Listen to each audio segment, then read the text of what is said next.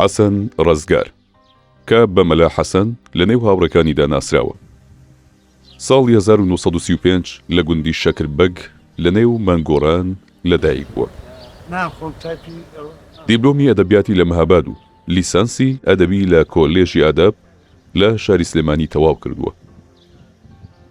لە ساڵی 1958 دەبێت بە ئەندامی حیزبی دیموکراتی کوردستانی ئێران. بەرپرسیارەتی کۆمیتەی شارستانی سەردەشت و سنە و کرماشانی وەرگرتووە.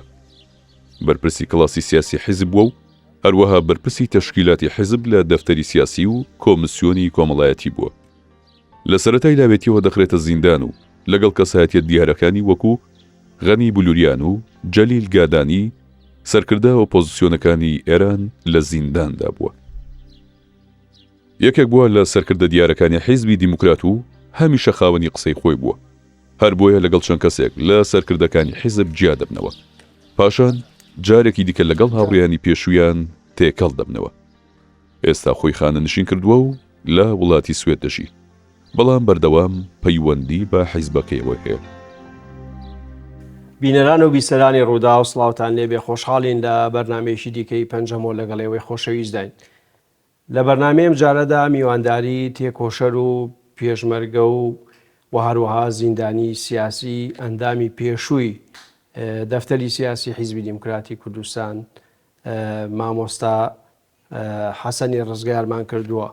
مامۆستایەکێکە لەوانەی کە لە ماوەی 56 ساڵی ڕابردوودا لە ناو حیزبی دیموکراتدا دەورێکی گرنگی هەبووە و هەروەها لە سەردەمی کۆماریشدا مێرمنداڵ بووە و ئاگاداری هەندێشتە.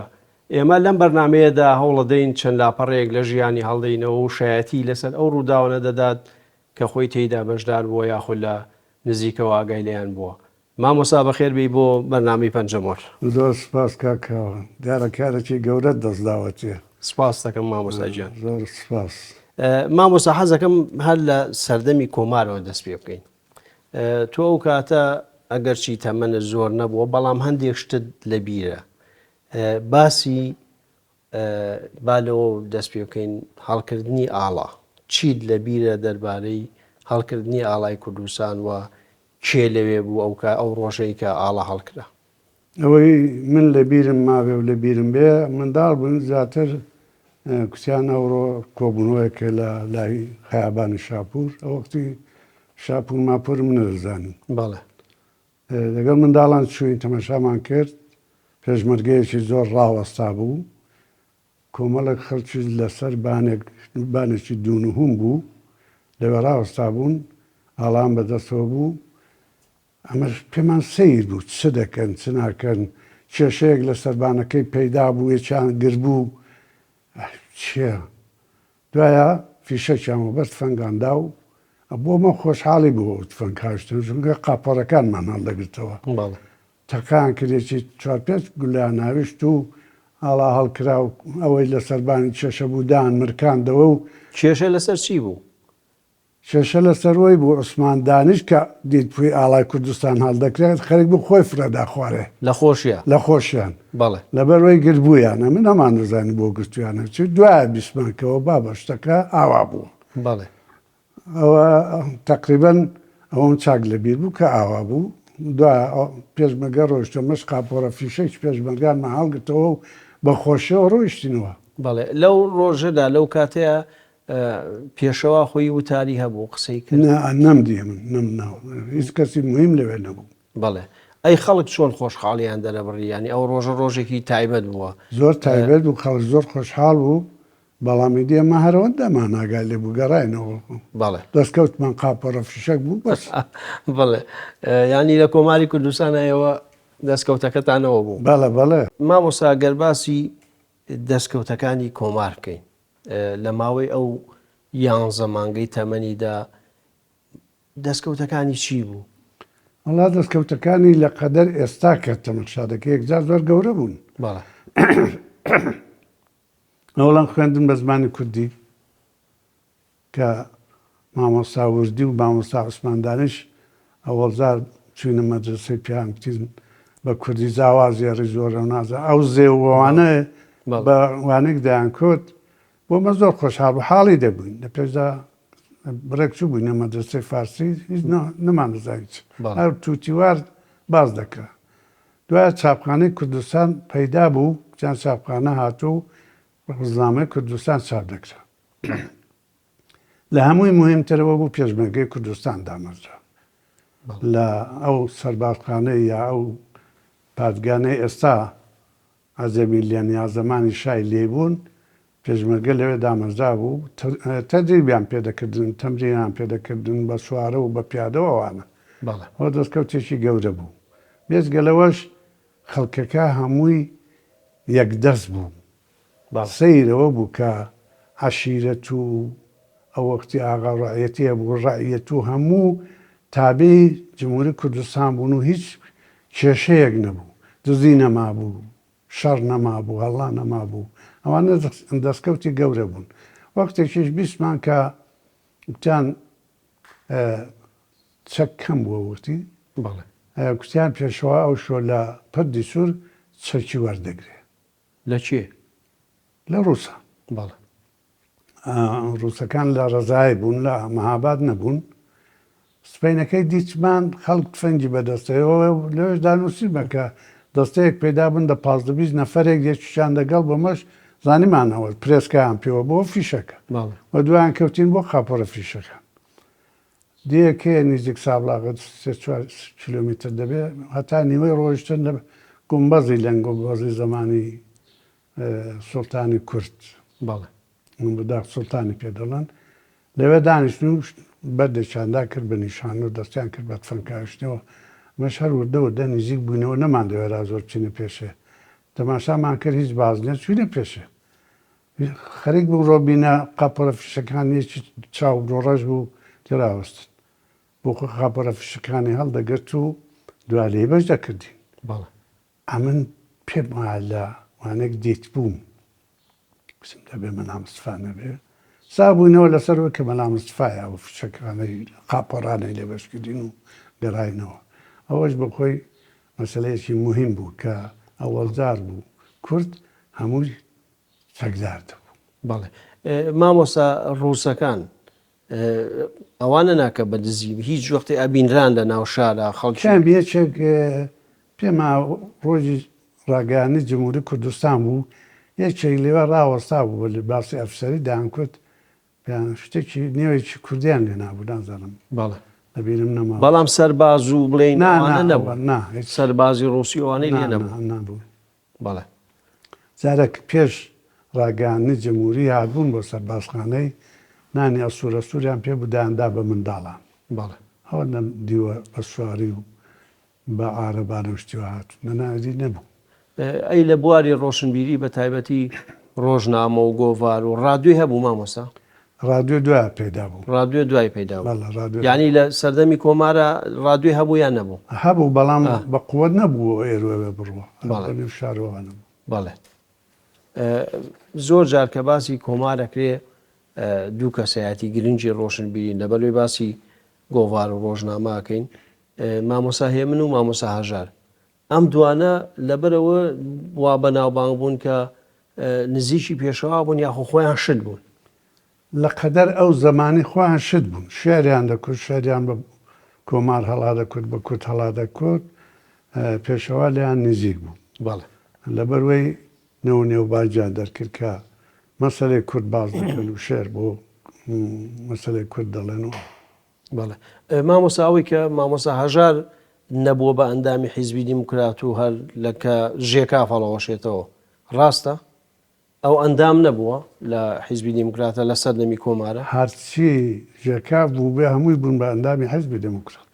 بەڵێ.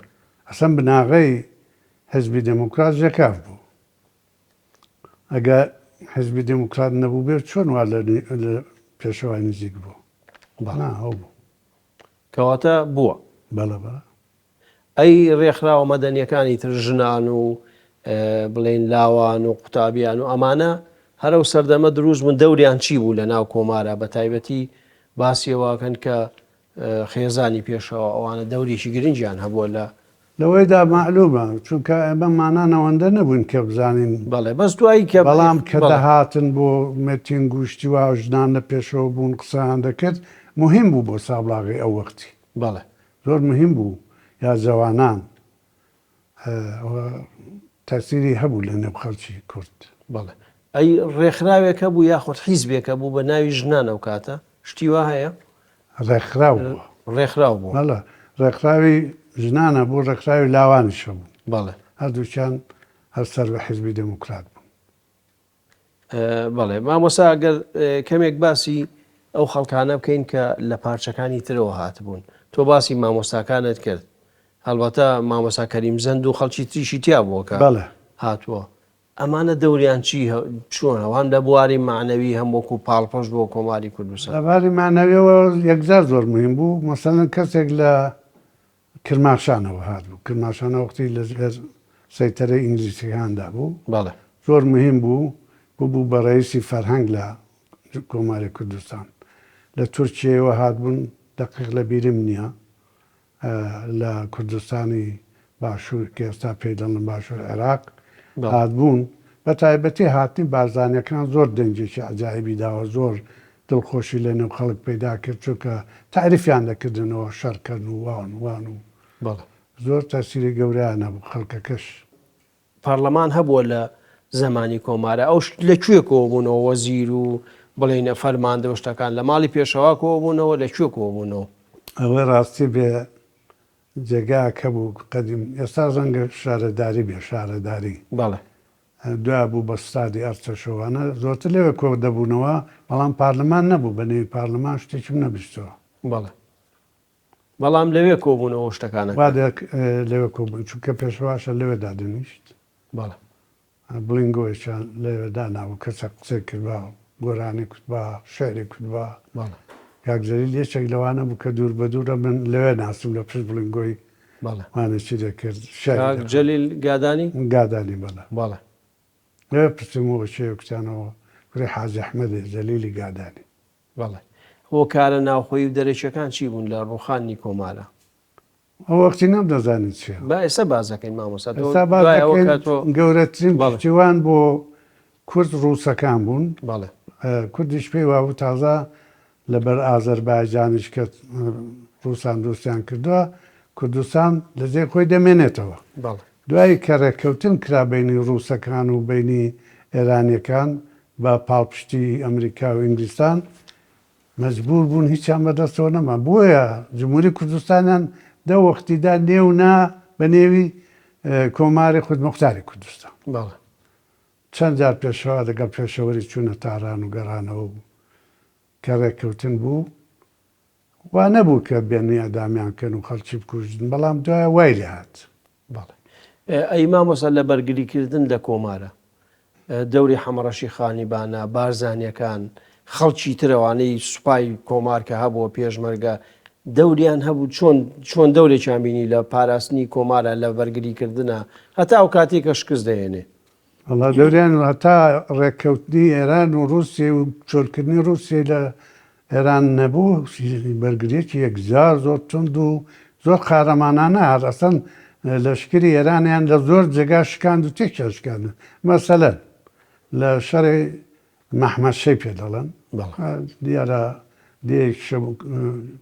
چیاکیشە لەوێ بارزانەکان دیفاعیان لێ دەکرد 40 نەفەر هەر بە دیر گیرە بێژگە لە کوشت و کوشتارێ لەوێ یعنی هەموو کەس هات بۆ سەیری ئەو دیلانە پێشەوا بە خۆشی هات بووی دڵخۆشی دانە و لیباسی دانە و پوڵی دانێ بەڕێکردنەوە ئەنیوە نەبێ لە هیچ جێگایکی بتوانن سەرکەوتن بەدەست بێن بەڵام ئەو جیانێک کە لە بەردەستی کووردا بوو مەحدود بوو زۆر سەقز مەسەل لە بەردەستی ئێراندا بوو سەردەست لە بەردەستی ئێرانەدا بوو ینی یەکزانی سنووری جگرافیای کۆمار بەرتەسک بوو زۆر بەرتەسک بوو بەڵێ کۆمەڵی خەڵکی باشی لەیانی خەڵکی قارەمانی شەهید بوون بە تایبەتی لە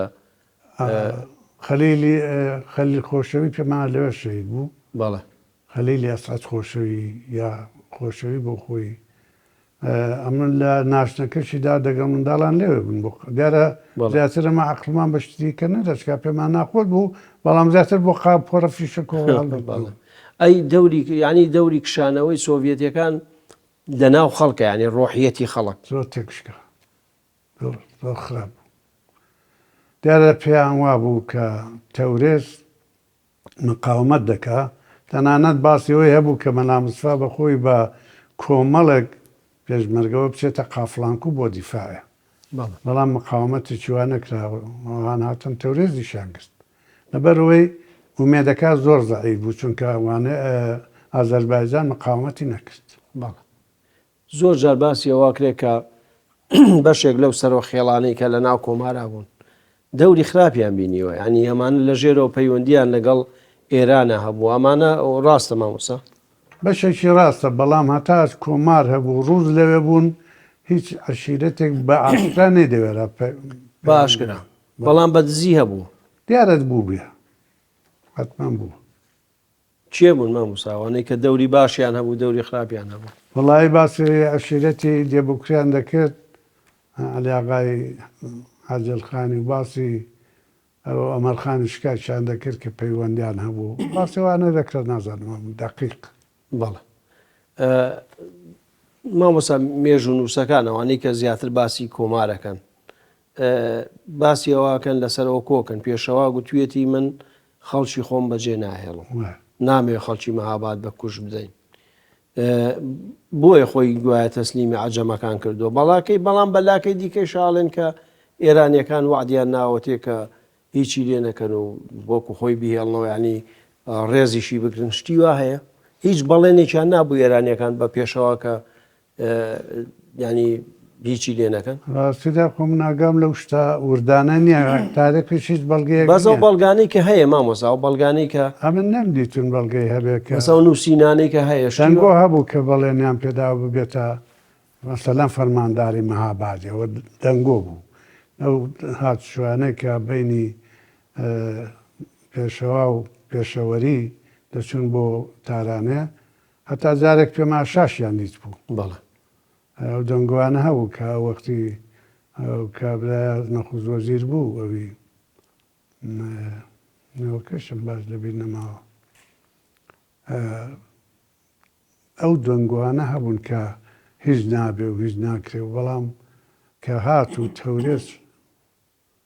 تەورێز خەڵک ڕاپەڕێ ڕاستەکەی بەڵێ لە فقی ئازەربایجان لە تەورێزە کوشت و کوشتار کرا، دوای ئەوانیش تەسلیم بوون، ئەوەی هەڵات و ئەوی مایەوە زۆریان ئەفسەری ئازەربایجانی هێنا لە سابلاغی ئەدامیان کردن. نەوەڵا شتەکان زیاتر لە دەوری شایع و شتیوادا بوو، بەڵام ڕاستی لە سوێند خواردنی پێشوا قازی محەممەدی بۆ ڕۆژی ڕاگەیاندنی جمهوری کوردستان بەڵێنی دا بە خەڵکی کە خوێنی دەگەڵ خوێنی وانە و مردنی دەگەڵ مردنی وانە و ئەوانەی هەبوو، ئەوە نووسراوە. بەڵێ جا وەختێکی کە ئاوا هەبوو ئەو شتانە هەبوو، مەلا موسفا دەنگۆ بووی دێ خۆما ئەوەندە گەورە نەبووین بزانین.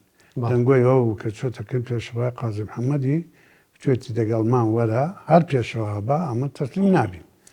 ئەویش کوێت تێ من سوێنم خواردە بۆ خەڵکی سابلاغە کە مردم لەگەڵ مردیوانە و ئەگە من بڕۆم خەڵکی زۆر کوشتار دەکەن، ئەمە نەڕۆم هەمووش قازیەکە دەسەری مندا دەشکێ و نایم گۆیا ئاڵای ئەو وەختی هەر ئەو وەختی بە منداڵی وا بوو کە ئاڵای کوردستانیشی تەحویلی مەلا موسفا. مامۆستا تۆ دواتر بیستوتەیە هەر ئەو سەردەمە باسی ئەوە کرا کە ئاڵای دابێ بە مەلا موستەفا؟ ئەو باسە هەبوو، بەڵێ باسە بوو کە ئاڵاکەی داوە بە مەلا موسفای و کلیلی سەربازخانەشی داوەتی کوچوتی هەر چێکی پێویستان بوو لەگەڵ خۆتانی برن، ئاز و قەوماز و خۆ تفەنگ و هەرچی هەیە.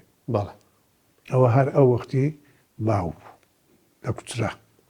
ئەی کە ئێرانیەکان هاتنەوە ناو مەهاباد، ینی خەڵکی مامەڵەیان لەگە خەڵکا چۆن بوو، لەگە خەڵکی عادی بڵێن خەڵکی دانیشتوانی شارەکە؟ ئەو وەختی کتیان ئەرتەشات بۆ خۆم چوومە قەراق شاریت پێشەوا لێوە ڕاوستا بەڵێ هاتن بە وەڵاق و یەست و تۆپ و فڵاون و ماشەنەوانە ماشەنەکان دابەزین ئەوانی چکۆلا جیبەکان هێندێک ئەفسەر هاتنە خوارێ دەگەڵ پێشەوای تۆقەیان کرد، دوای ڕۆیشتن بە سەربازخانە، هیچ سەربازێک لە نێو شاری نەما، هەموو ڕۆیشت بۆ سەربازخانەی و هیچ شتێک ڕووی نەدا کە پیا و بڵێن فلان سەرباز فلان کەسی کوژیا تاڵیان نیان کردیا شتێکیت ئەوانە نەبوو. بەڵێ ئەی گرتنی پێشەوە و دوایی لە سێدارەدانی خەڵک هیچ کاردانەوەیشی پیشاندا نا کاردانەوە تەنیاوە بۆ ناڕەحەت بوو خەڵک ترسا کە پێشاوان فقەکانی جیران بچان وا دیارە خەڵکی دیکەش دەگیرێ هێندێک ئەفسەری جیران ئەفسەری دموکراتی بەڵێ بەڵام بە جیرانی پێشەوە خەڵک زۆر ناڕەحەت بوو دیارە پێشتر چەکیان لە خەڵکی وەرگرتەوە لە هەر گەڕەکەی معتەمەدێکی محەلەکان دانا دەگەڵ نەفەرێکی بڵین کارمەندێکی ئەرتەشۆمانە لەگەڵ نەفەرێکی دیکە جا دوای دەستیان بەگرتنی پێشەوای کرد. بەڵێ ئەی لەسەر محکەمەکەی ئەوەی کە تۆ مەسەن لە ئارشیفی حیزبی دیموکراتە هەبێ کە باز دەکرێت چۆن محکەمەکرا؟ هەڵی ڕاستەکەی ئەوەی کە من بیستم دوایە بەنووسینیش دیتم زۆر پیاوانە دیفاعی کرد بوو زۆر مەردانە ینی شایەنە ڕێیس جەمهوریەک بوو نازانم پارتی چۆنی دەستکەوت بوو لە ئارشیوی ئەرتەشی دابوویان نێکری بوویان